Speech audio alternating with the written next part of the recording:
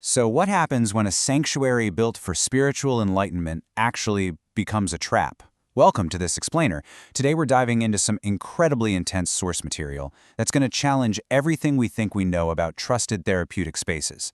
We're taking a deep dive into how environments designed for healing can literally be weaponized against people, and how the very mythologies we celebrate might actually be hiding some severe systemic harm. We've got a lot of ground to cover, and here's our roadmap for today. 1. The illusion of healing. 2. The phoenix and the pyre. 3. Parasitic thought forms. 4. Ecosystems of avoidance. And finally, 5. Radical personal accountability. Let's just jump right into part 1. All right, section 1. The illusion of healing. Sacred intentions versus dark realities. It's absolutely crucial we understand the massive gap between the shiny brochure of a wellness retreat and the psychological mechanics allegedly operating right under the surface. You know, on paper, the expectation is exactly what you'd want, right? You picture this beautiful lotus flower, spiritual growth, a vibrant, supportive community healing sanctuary. I mean, it sounds perfect. But the reality, according to our sources, is that this lotus is actually hiding a bear trap. We're looking at a highly dysfunctional, weaponized trap of coercion, control, and extraction. These spaces actively prey on individuals who arrive open, vulnerable, and just desperate for genuine guidance. They take that sacred intention and they twist it. Which brings us to this chilling quote from the texts. It's not a couple breaking down, it's organized crime. That's heavy, right? We aren't just looking at interpersonal friction here. When a relationship or a person dissolves under this kind of intense pressure, the speaker insists we aren't just looking at regular stress or, an accidental misstep. We're looking at a systemic, organized attack by bad actors who are using healing as a front. It's an ecosystem functioning basically like a criminal enterprise, purposefully designed to extract wealth, energy, and life force from its targets. Let's move on to section 2, the phoenix and the pyre. A destructive myth. What's really fascinating here is how our sources take a hard look at unregulated communities, particularly Burning Man culture, and the stories tell themselves to justify the harm happening right in front of them. We all know the myth of the phoenix rising from the ashes, right? It's this beautiful, ancient metaphor for resilience. But the framework here argues that the phoenix myth, specifically how it operates within festival and Burning Man circles, has morphed into a dangerous delusion. It essentially dictates that an individual's actual sacrifice, like being metaphorically thrown onto the pyre, is a necessary cost for the collective group's spiritual rebirth. Think about why this matters so much. It frames someone's severe trauma as a mandatory ticket to the group's enlightenment. It takes abuse and literally dresses it up as destiny. This sacrifice for rebirth delusion is a deeply dangerous ideology. As you can see, it fundamentally masks organized abuse, presenting it instead as a sacred spiritual practice. And the terrifying part? It completely evades real accountability for the perpetrators, because the destruction of the victim is framed as a necessary holy trial. It demands that someone be burned for the group to thrive, heavily glorifying the systemic extraction of individuals.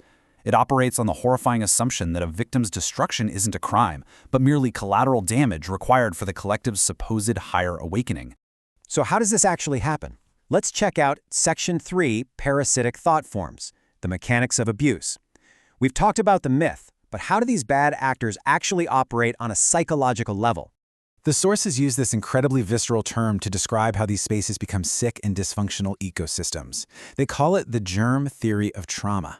Think of these parasitic thought forms like a highly contagious mind virus. Just like a physical illness spreading like wildfire through a closed room, these parasitic ideas infiltrate the community. They masquerade as legitimate divine spiritual wisdom, specifically designed to bypass your critical thinking.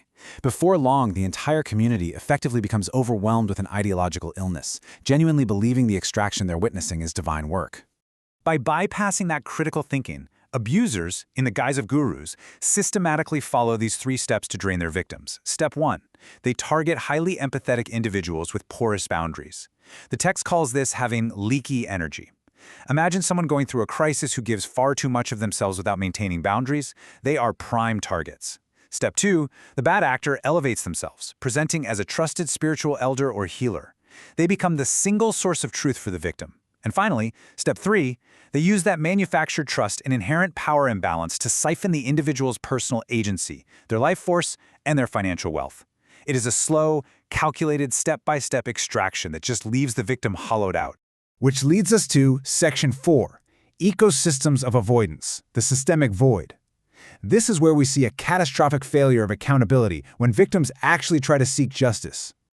The text notes it's very hard for people to stay with someone else's pain. The mind tries to protect itself. Think about it. When we see intense, raw trauma, what do? We look away. The mind involuntarily tries to protect itself. Because society instinctively struggles to look at intense trauma, it creates this ecosystem of avoidance.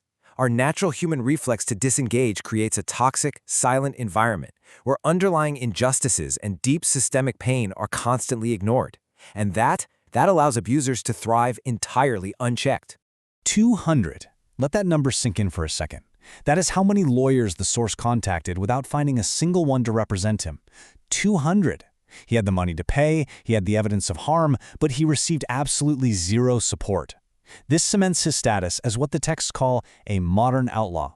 And they define a modern outlaw not as a criminal, but as a citizen who has been effectively locked out of the system's protections, denied access to justice, and left entirely defenseless against systemic extraction.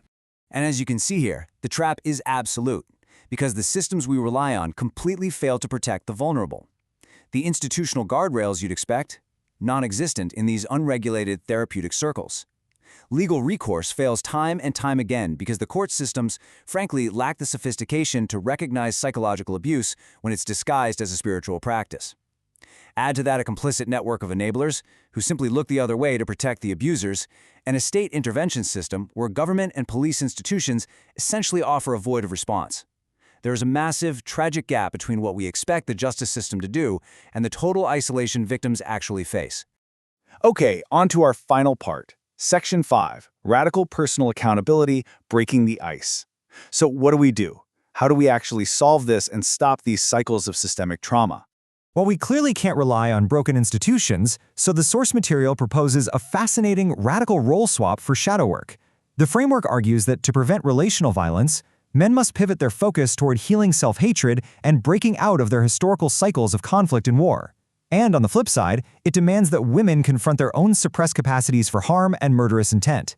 It completely strips away the assumption that anyone is incapable of perpetrating abuse, demanding both sides actively face the dark traits they've historically ignored so we can finally break the cycle.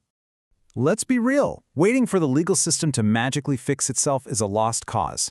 Instead, the focus shifts to radical personal accountability. Just simply refusing to pass on the trauma creates a wild patch of innovation and healing. This means implementing radical individual accountability in your own life. It means establishing firm emotional boundaries to patch up that leaky energy we discussed earlier. We have to replace these destructive, cannibalistic archetypes, like throwing people on the pyre for the collective, with eternal foundations built on unconditional, loving support. And finally, cultivating thriving, sustainable family structures, which the text views as the actual bedrock of a healthy civilization. I'm going to leave you with this to chew on.